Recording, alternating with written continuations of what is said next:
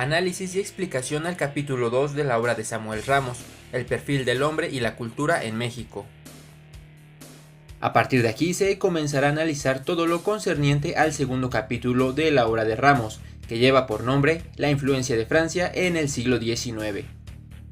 En esta parte de la obra, Ramos invita a hacernos una nueva pregunta para cambiar de perspectiva el análisis sobre el mexicano y la cultura que se va desarrollando y enriqueciendo poco a poco. ¿Por qué México se sintió persuadido por la cultura francesa cuando la inglesa era mejor? Menciona varios puntos con los cuales responde esta cuestión, pero el más importante es el que nos dice que en los colegios la filosofía aristotélica se reemplazó por la cartesiana. La comprensión rápida de las ideas francesas en México proviene además de que entre nuestro país y Francia existe la afinidad del espíritu latino. México se latiniza por la doble influencia de la Iglesia Católica y la legislación romana. La cultura francesa se concibe a sí misma además como una cultura universal, dirigida a todos los hombres. Su contenido es humano y es una directa continuación del humanismo renacentista. La palabra cultura para ellos connota, además de espíritu y razón, actos humanos. Del sentido humanístico de la cultura francesa se deriva cierto valor útil que estriba en la posibilidad de ser aplicada a servir prácticamente al hombre. Esa utilidad es una de las virtudes que la han hecho atractiva para los hispanoamericanos. Hay algo que me llama mucho la atención y es que sí, como dice Ramos, la filosofía de Descartes fue estudiada en los colegios más importantes de México y hubo una fascinación hacia esta porque parece un estudio a medias por parte de habitantes del virreinato y futuros mexicanos, cuando fácilmente ya había tenido por lo menos un siglo de introducción y estudio de este nuevo pensamiento al momento de la independencia. Este conocimiento que digo que los mexicanos tenían a medias de la filosofía de Descartes es porque en su obra El discurso del método, escrito en 1637, hay muchas ideas que no fueron tomadas en cuenta y que esta omisión provocó, como dice Ramos, el sentimiento de inferioridad en nuestra raza. El discurso del método, escrito por el padre de la filosofía moderna, nos dice: nada hay que esté enteramente en nuestro poder sino nuestros propios pensamientos. Con esto Descartes afirmaba que siempre era mejor procurar vencerse a sí mismo antes que a la fortuna, y siempre era preferible mejor alterar sus propios deseos antes que el orden del mundo. Estas posturas podrían parecer cobardes y hasta un impedimento para la búsqueda de la verdad, pero no es así. Su afirmación, comprendida en contexto, es una actitud precavida y cautelosa. La búsqueda del conocimiento y la sabiduría comienza con el autoconocimiento y el dominio de uno mismo. A través del famoso cogito ergo sum, pienso, luego existo, enfatiza la importancia de la reflexión y la introspección como medios para llegar a la verdad. En este sentido, considera que el control sobre nuestros propios pensamientos es la única área sobre la cual tenemos dominio absoluto. Al comprender y controlar nuestros pensamientos y deseos, podemos cultivar una mente racional y virtuosa, que nos permita enfrentar los desafíos del mundo de manera más eficaz y equilibrada. Queriendo yo pensar que todo es falso, era necesario que yo, que lo pensaba, fuese alguna cosa, y observando que esta verdad, yo pienso, luego soy, era tan firme y segura, juzgué que podría recibirla, sin escrúpulo, como el primer principio de la filosofía que andaba buscando.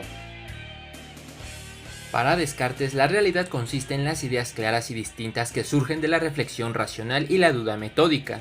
Estas ideas están fundamentadas en la evidencia indubitable de la propia existencia como un ser pensante, así como en las verdades matemáticas y geométricas que son innatas en la mente humana. Mientras que las ilusiones se refieren a las percepciones engañosas, es decir, a la imperfección y la imitación de los sentidos, o falsas creencias que pueden surgir de los sentidos, o de juicios mal fundamentados o no examinados. Si solo en nuestro poder están nuestros pensamientos, no vale la pena esforzarse por cambiar los pensamientos que yacen en otra mente. Solo cuando estemos del lado de la razón y la verdad es como podríamos permitirnos corregir y compartir nuestro conocimiento. Y es que, como pasó, en la joven nación mexicana importaba mucho la opinión europea antes que nuestra opinión hacia nosotros mismos. Un país empobrecido por la guerra que de golpe anhelaba su desarrollo industrial, a tal grado de endeudarse con 3 de los imperios más poderosos del mundo, y por causa de esto casi vender la patria a Estados Unidos, antes que dársela nuevamente a Europa, por medio de Maximiliano.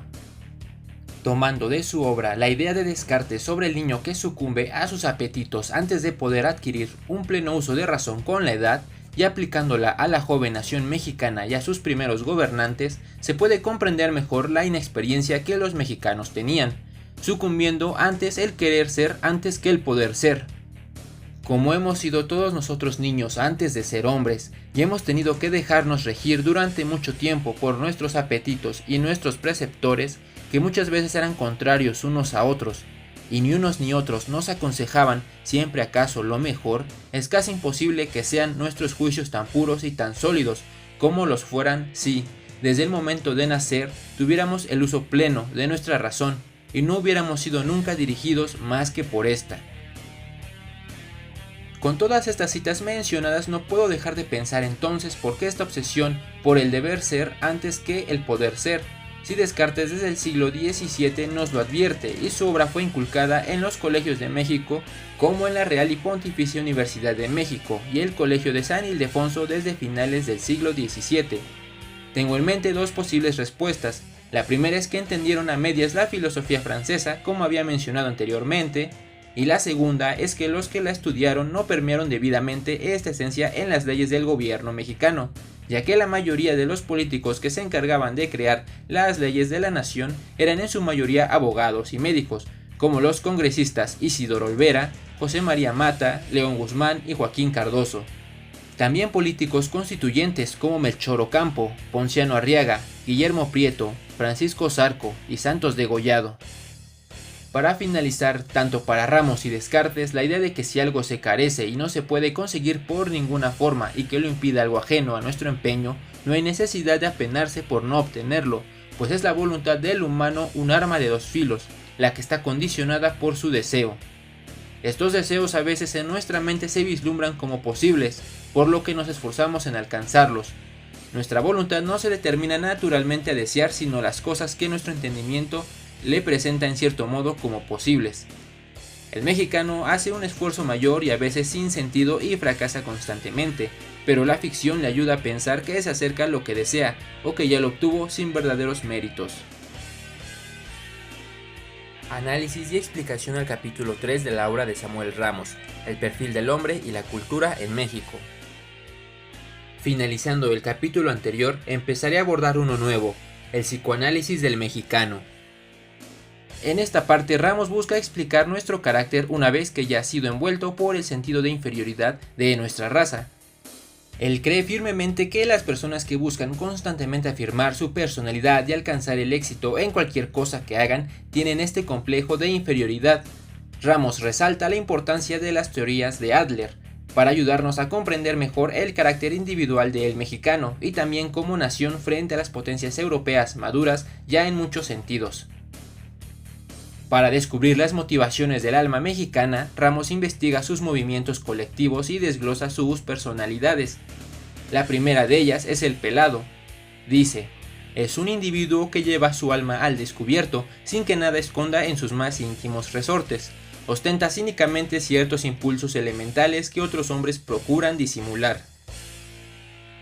Ramos expresa que el concepto de hombría, el mexicano tiende a asociarlo con el de nacionalidad. Esta idea vale la pena ser analizada y reflexionada detenidamente, ya que por primera vez, a mi parecer, se explica el por qué en México existen tantas fiestas patrias en nuestro calendario.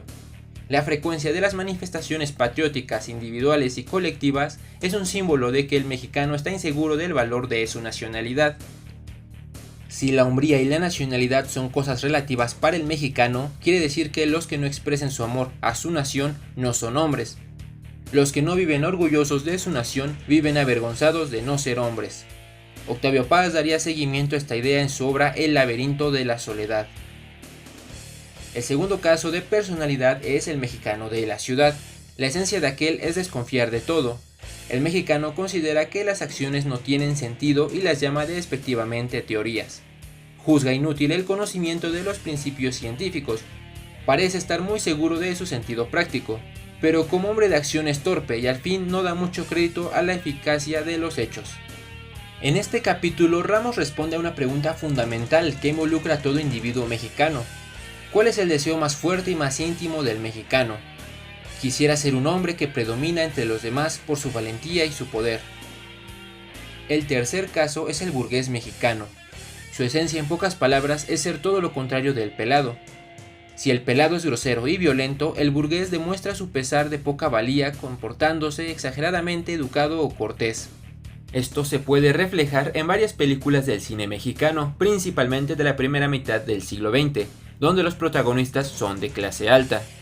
Por ejemplo, en una película llamada Una familia de tantas, el padre de familia busca crear un ambiente exageradamente cortés en su casa, tal y como él cree que es visto por la sociedad, y si algo no sale como él desea, hace uso de su poder y autoridad para callar cualquier objeción. El problema del autoengaño en estos casos es, además de creerse que ya se es lo que se quiere ser, que abandona el esfuerzo en favor de su mejoramiento efectivo o real. En palabras del autor, el mexicano necesita convencerse de que los otros son inferiores a él, no admite por lo tanto superioridad ninguna y no conoce la veneración, el respeto y la disciplina.